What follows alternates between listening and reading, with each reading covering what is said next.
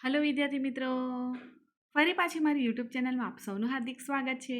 આજે આપણે ધોરણ 9 વિજ્ઞાન પ્રકરણ 7 ગતિ તેના ઇન્ટેક્સનો પ્રશ્નનું સોલ્યુશન જોવાના છીએ, જેનો આ બીજો ભાગ છે.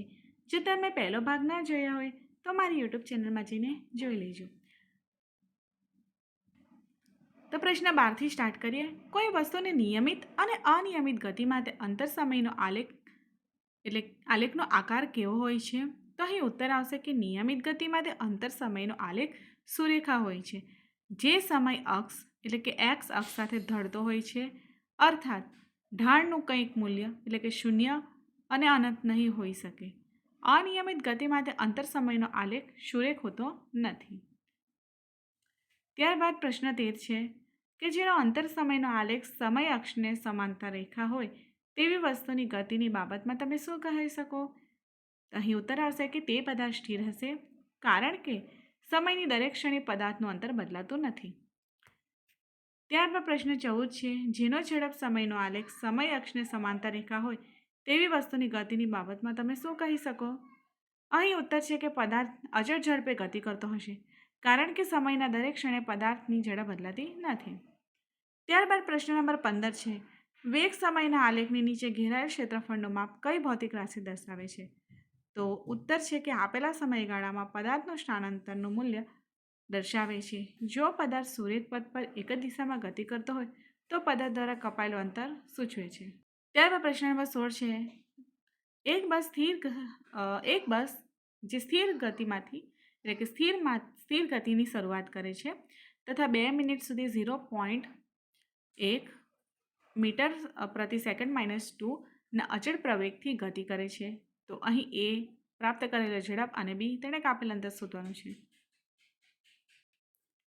તો આ દાખલાને આપણે કેવી રીતે ઉકેલીએ તે આપણે સમજીએ કે જ્યારે આપણે ગાડી ચલાવીએ છીએ ત્યારે આપણે વિચાર કરીએ કે ગાડી એ સ્થિર ઊભી હશે, તો ગાડી આ જગ્યા પર સ્થિર ઊભી છે, બરાબર. હવે આપણે આ ગાડીને જેમ જેમ એક્સિલેટર દબાવીએ તેમ તેમ આ ગાડીની સ્પીડ વધતી જાય, બરાબર. તો આપણે જોઈએ છીએ કે શરૂઆતની ઝડપ કેટલી છે? તો પ્રશ્નમાં શરૂઆતની ઝડપ એટલે કે u બરાબર 0 છે, કારણ કે બસ એ સ્થિર સ્થિતિમાંથી શરૂઆત થાય છે, બરાબર. શરૂઆત તેની સ્થિર સ્થિતિમાંથી થાય છે એટલે કે બસ અહીંયા ઊભી છે ને ત્યારબાદ એક્સિલેટર આપણે દબાવીએ છીએ એટલે કે જે અવસ્થા છે તેની સ્થિતિ 0 આવશે. ત્યારબાદ પ્રવેગ એટલે કે એક્સેલરેશન ઝડપ, જેને આપણે એ દ્વારા દર્શાવીએ છીએ, એ બરાબર 0.1 મીટર પ્રતિ સેકન્ડ સ્ક્વેર, બરાબર. તો પ્રવેગ એટલે કે ઝડપ કેટલી ઝડપથી વધે તેને દર્શાવે છે. ત્યારબાદ આપણને પ્રશ્નમાં સમય આપેલો છે એટલે કે ટી. સમય કેટલો આપેલો છે? તો 2 મિનિટ. હવે 2 મિનિટ છે જેને આપણે સેકન્ડમાં ફેરવીએ તો શું કરીએ આપણે? 1 મિનિટ બરાબર 60 સેકન્ડ આવશે. તો 2 ને 60 વડે ગુણાકાર કરીશું તો 2 ગુણ્યા 60, તો અહીં આપણને 6 દુ 12 એટલે કે 120 સેકન્ડ મળશે, બરાબર. આ દાખલામાં આ પ્રશ્નમાં આપણે બે વસ્તુ શોધવાની છે કે અંતિમ ઝડપ અને કાપેલું અંતર. તો અંતિમ ઝડપ એટલે કે v બરાબર કેટલા અને કાપેલું અંતર એટલે કે s બરાબર કેટલા. અહીં આપણે લખી દઈએ અંતિમ ઝડપ અને કાપેલું અંતર, બરાબર. દાખલા ગણવામાં પણ ઇઝી પડશે અને સમજ પણ આવશે. તો અંતિમ ઝડપ શોધીએ આપણે. તો અહીં લખીશું એ એટલે કે અંતિમ ઝડપ બરાબર. અંતિમ ઝડપ શોધવા માટે આપણે ગતિનું પહેલું સમીકરણ વાપરીશું. કયું સમીકરણ આવશે? તો v બરાબર u પ્લસ at. આ સમીકરણ એ કહે છે કે અંતિમ ઝડપની શરૂઆત ઝડપ વત્તા પ્રવેગ ગુણ્યા સમય જેટલી હોય છે. હવે આપણે કિંમતો મૂકીએ તો અહીં u બરાબર કેટલા છે? આપણે u બરાબર 0 લીધેલું છે તો આપણે અહીં 0 મૂકીશું, પ્લસ એ કેટલા છે? તો એ 0.1 મીટર પ્રતિ સેકન્ડ સ્ક્વેર ત્યારબાદ ટી એટલે સમય. સમય કેટલું છે? તો 120 સેકન્ડ, જેને આપણે ગુણાકાર કરીશું 120 સેકન્ડ. તો અહીં આન્સર આપણને મળશે 12 મીટર પ્રતિ સેકન્ડ. બરાબર? તો આપણને અંતિમ ઝડપ મળી ગઈ છે 12 મીટર પ્રતિ સેકન્ડ, જેને આપણે મીટર સેકન્ડ માઇનસ 1 દ્વારા પણ દર્શાવી શકીએ છીએ. ત્યારબાદ આપણે બી એટલે કે કાપેલું અંતર શોધવાના છીએ.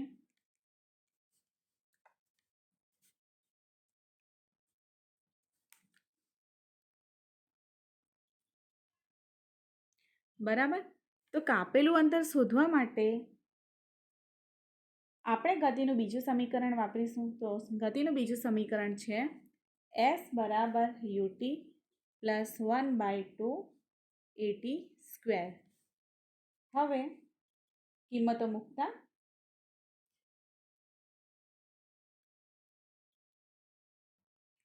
યુ આપણે 0 લીધેલું અને ટી એટલે કે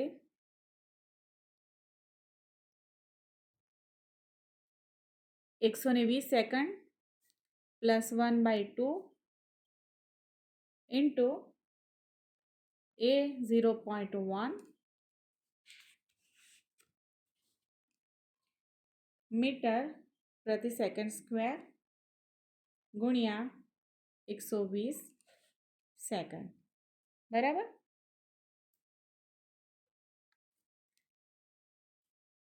અહીં 120 સેકન્ડનો સ્ક્વેર આવશે. ત્યારબાદ અહીં આન્સર 0 સાથે કોઈનો બી ગુણાકાર કરે તો 0 જ આવશે. પ્લસ 1/2 ગુણ્યા 0.1 ગુણ્યા 120નો સ્ક્વેર છે એટલે આપણે 120 બે વખત લખીશું. 120 ગુણ્યા 120. બરાબર? તો અહીં આપણને આન્સર આવશે બરાબર 720 મીટર. તો કાપેલું અંતર કેટલું મળ્યું આપણને? 720 મીટર. તો આમ કાપેલું અંતર 720 મીટર. તો આપણે લખીશું આમ બસે પ્રાપ્ત કરેલી ઝડપ કેટલી થવાની? 12 મીટર પ્રતિ સેકન્ડ અને બસે કાપેલું અંતર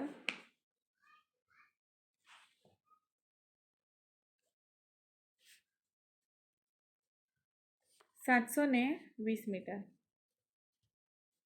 બરાબર? ત્યારબાદ પ્રશ્ન 17 છે. એક ટ્રેન 90 કિલોમીટર અવર -1ની ઝડપથી ગતિ કરી રહી છે. બ્રેક મારતા તેમાં -0.5 મીટર પ્રતિ સેકન્ડનો વર્ગનો અચળ પ્રવેગ ઉત્પન્ન થાય. તો ટ્રેન સ્થિર સ્થિતિમાં આવે તે પહેલાં કેટલું અંતર કાપશે? તો ચાલો આપણે દાખલો ગણીએ. પ્રશ્નમાં આપણને પૂછેલો છે તે પ્રમાણે આપણે બધું લખીએ. તો શરૂઆતની ઝડપ આપણને કેટલી આપેલી છે? તો શરૂઆતની ઝડપ એટલે કે 90 કિલોમીટર. એક ટ્રેન 90 કિલોમીટર પ્રતિ કલાકની ઝડપથી ગતિ કરી રહી છે એટલે કે શરૂઆતની ઝડપ આપણને મળેલી છે યુ બરાબર 90 કિલોમીટર પ્રતિ અવર. બરાબર? ત્યારબાદ પ્રવેગ એટલે કે એ બરાબર આપણને શું આપેલું છે? તો -0.5 મીટર પ્રતિ સેકન્ડનો વર્ગ. તો અહીં માઇનસમાં કેમ છે? કારણ કે આ પ્રવેગ એટલે કે ધીમો પડી રહ્યો છે, તેથી તે માઇનસમાં છે. ત્યારબાદ અંતિમ ઝડપને આપણે વી વડે દર્શાવીએ એટલે કે વી લઈએ તો વી 0 મીટર પ્રતિ સેકન્ડ છે. તો અહીં 0 કેમ છે? કારણ કે ટ્રેન અટકી જાય છે એટલા માટે આપણે અહીં 0 લઈશું. હવે આપણે ગણતરી કરવા માટે એકમમાં જે મોટા એકમ છે તેને નાના એકમમાં ફેરવીએ. તો શરૂઆતની ઝડપ તો યુને આપણે નાના એકમમાં ફેરવીએ તો 90 કિલોમીટર પ્રતિ કલાક છે. તેને આપણે નાના એકમમાં ફેરવીએ તો 90 ગુણ્યા કિલોમીટર, 1 કિલોમીટર બરાબર 1000 મીટર થશે. તો અહીં 1000 મીટર લખીશું. ત્યારબાદ કલાક એટલે કે 1 કલાકમાં 3600 સેકન્ડ આવશે. 1 કલાકમાં 60 મિનિટ અને 60 સેકન્ડ આવશે. તો કલાકમાં 3600 સેકન્ડ. તો 3600 સેકન્ડ આપણે ડાયરેક્ટ લખીશું. તો અહીં આન્સર આવશે 25 મીટર પ્રતિ સેકન્ડ. બરાબર, આપણે નાના એકમમાં ફેરવી દીધું. ત્યારબાદ હવે આપણે ગતિનું સમીકરણ આસાનીથી વાપરી શકીએ છીએ, જે આપણને અંતર શોધવા માટે મદદરૂપ રહેશે. તો ગતિનું સમીકરણ વાપરશું આપણે. તો તેનો ઉપયોગ કરતા વીનો સ્ક્વેર બરાબર યુનો સ્ક્વેર પ્લસ 2as. તો આપણે અંતર s શોધવા માંગીએ છીએ. તો ચાલો આપણે સમીકરણને ફરીથી ગોઠવીએ. તો અંતર s શોધવા માટે શું કરીશું? વ્યવસ્થિત રીતે સમીકરણને લખીશું. તો અહીં આપણે વી સ્ક્વેર લખીશું. યુ સ્ક્વેર પ્લસ યુ સ્ક્વેરની આગળ પ્લસની નિશાની છે, એટલા માટે આપણે માઇનસમાં ફેરવીશું. તો અહીં યુ સ્ક્વેર આવી જશે. તો 2as થશે. આપણે s શોધવાનું છે, એટલા માટે આ જે 2a છે તે છેદમાં જશે. યુ સ્ક્વેર માઇનસ વી સ્ક્વેરના છેદમાં 2a. તો આ રીતે આપણને અંતર શોધવા માટેનું સમીકરણ મળી જશે, જેને આપણે વ્યવસ્થિત રીતે લખતા s બરાબર વી સ્ક્વેર માઇનસ યુ સ્ક્વેર છેદમાં 2a. બરાબર, વી સ્ક્વેર આપણને મળેલું છે, એટલે કે અંતિમ અંતર છે 0નો વર્ગ. યુ સ્ક્વેર એટલે કે 25 મીટર પ્રતિ સેકન્ડ, જે આપણે આગળ શોધ્યું. પ્રારંભિક અંતર, ત્યારબાદ છેદમાં 2 અને પ્રવેગ આપણને આપેલો છે -0.5 મીટર પ્રતિ સેકન્ડનો વર્ગ. બરાબર, 25નો વર્ગ થશે 625. શૂન્યનો કોઈ પણ વર્ગ કરે કંઈ ફરક નહીં પડે, શૂન્ય રહેશે. તો અહીં -625 મીટર નો સ્ક્વેર છેદમાં સેકન્ડનો સ્ક્વેર. કારણ કે અહીં આખાનો વર્ગ આપેલો છે, એટલા માટે બંને ઉપર વર્ગ રહેશે. છેદમાં -1 મીટર પ્રતિ સેકન્ડનો વર્ગ. બરાબર, અહીં આન્સર આવશે 625 મીટર. તો બરાબર 625 મીટર. ત્યારબાદ પ્રશ્ન નંબર 18 છે. એક ટ્રોલી ઢોળાવ ધરાવતી સપાટી પર 2 મીટર પ્રતિ સેકન્ડ સ્ક્વેરના વર્ગથી નીચેની તરફ ગતિ કરી રહી છે. તો ગતિની શરૂઆત બાદ 3 સેકન્ડના અંતે તેનો વેગ કેટલો થશે? તો ચાલો આ દાખલો ગણીએ આપણે. તો અહીં યુ એટલે કે પ્રારંભિક અંતર 0 છે. બરાબર, એ એટલે પ્રવેગ. તો પ્રવેગ કેટલો છે?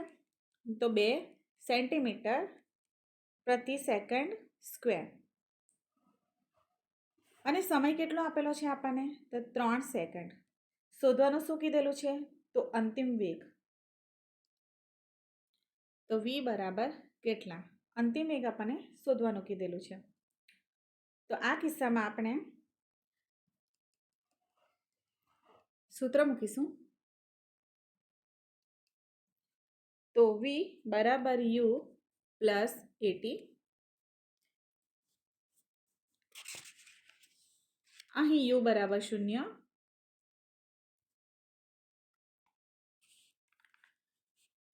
પ્લસ પ્રવેગ 2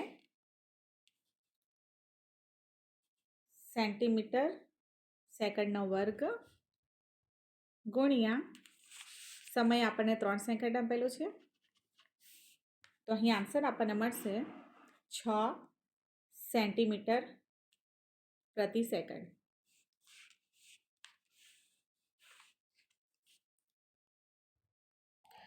ત્યારબાદ પ્રશ્ન નંબર 19 આપેલો છે કે એક રેસિંગ કારનો અચળ પ્રવેગ 4 મીટર પ્રતિ સેકન્ડનો વર્ગ છે, તો ગતિની શરૂઆત બાદ 10 સેકન્ડ આવશે અહીં. તો 10 સેકન્ડના અંતે તેને કેટલું અંતર કાપેલ હશે? તો ચાલો આને પણ ગણીએ આપણે. અહીં પ્રારંભિક વેગ એટલે u બરાબર 0 આવશે. ત્યારબાદ પ્રવેગ આપણને આપેલો છે 4 મીટર સેકન્ડ માઇનસ 2, એટલે કે મીટર પ્રતિ સેકન્ડનો વર્ગ આવશે. અને સમય કેટલો આપેલો છે આપણને? 10 સેકન્ડ. બરાબર. તો અહીં આપણને કાપેલ અંતર શોધવાનું કીધેલું છે કે તો s બરાબર કેટલા? તો આપણે અંતરનું સૂત્ર મૂકતા s બરાબર ut વત્તા 1/2 at નો વર્ગ. u કેટલા છે? 0 છે. ટાઈમ આપણને 10 સેકન્ડ આપેલું છે વત્તા 1/2. પ્રવેગ આપણને આપેલો છે 4 મીટર સેકન્ડ માઇનસ 2.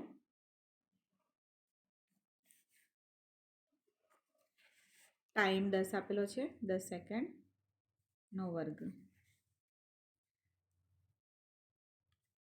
બરાબર.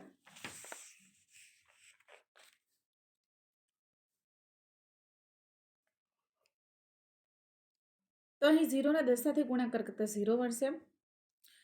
તો અહીં છેદમાં 2 છે અને 4 ને આપણે કપાતા અહીં 2 આવશે. તો 2 મીટર સેકન્ડ માઇનસ 2 ઇન્ટુ 10નો વર્ગ છે એટલે આપણે 100 લખીશું. 100 સેકન્ડ બરાબર 2 ગુણ્યા 100 આવશે. બરાબર અહીં 200 મીટર આવશે.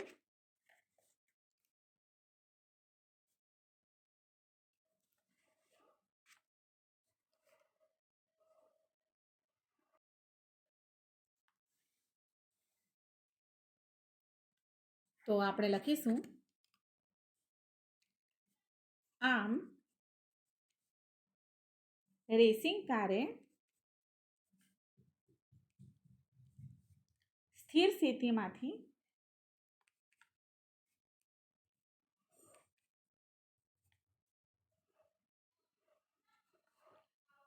ગતિની શરૂઆત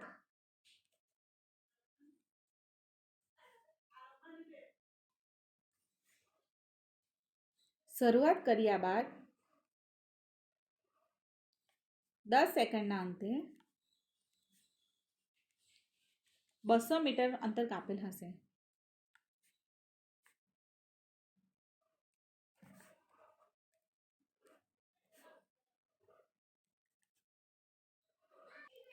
ત્યારબાદ પ્રશ્ન નંબર 20 છે, જે લાસ્ટ છે. એક પથ્થરને ઉધ્વ દિશામાં 5 મીટર સેકન્ડ માઇનસ 1ના વેગથી ફેંકવામાં આવે છે, તો ગતિ દરમિયાન પથ્થરનો અધો દિશામાં પ્રવેશ 10 મીટર સેકન્ડ માઇનસ 2 હોય તો પથ્થર કેટલી ઊંચાઈ પ્રાપ્ત કરશે તથા તેને ત્યાં પહોંચતા કેટલો સમય લાગશે? જો આપણે એક પથ્થરને ઉપરની તરફ ફેંકીએ અને આપણે જાણવું છે કે તે કેટલી ઊંચાઈએ જશે, તેને ત્યાં પહોંચવા માટે કેટલો સમય લાગશે.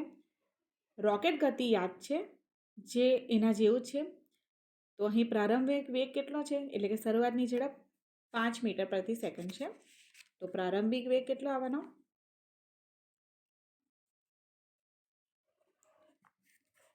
એટલે કે u બરાબર 5 મીટર પ્રતિ સેકન્ડ.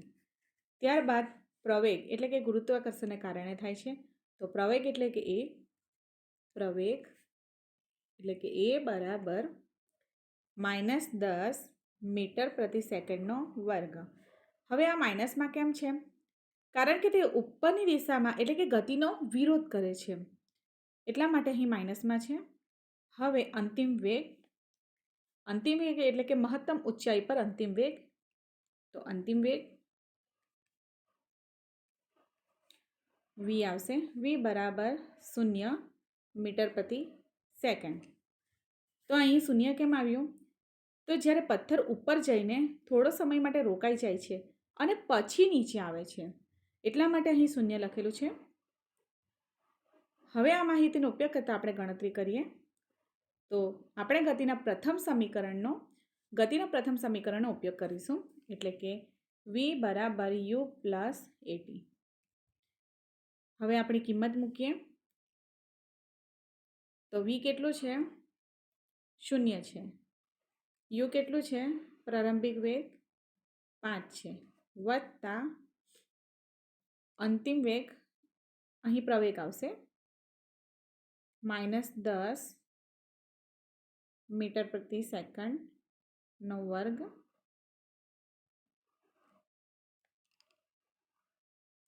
અહીં -2 આવશે. ના, મીટર પ્રતિ સેકન્ડ છે એટલે વર્ગ 2 આવશે, ગુણ્યા t. સમય કેટલો છે આપણી પાસે? તો સમય આપણને શોધવા કીધું છે, તો ગુણ્યા t આવશે.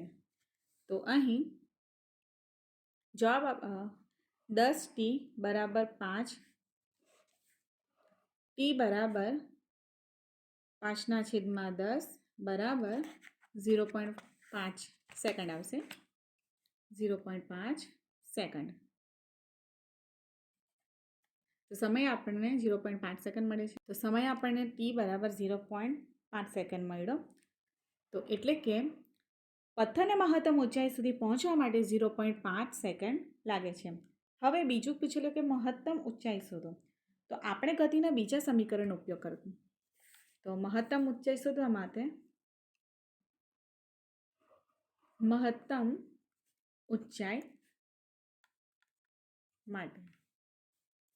તો s બરાબર ut પ્લસ 1/2at વર્ગ. બરાબર. હવે આપણે કિંમતો મૂકીએ. તો u કેટલા છે? પ્રારંભિક વેગ 5 ગુણ્યા t આપણને 0.5 મળેલો છે, પ્લસ 1/2. એ કેટલું છે? તો -10 ગુણ્યા 0.5 વર્ગ. બરાબર. તો અહીં 2.5 આવશે, -1.25. આન્સર આપણને મળશે 1.25 મીટર્સ.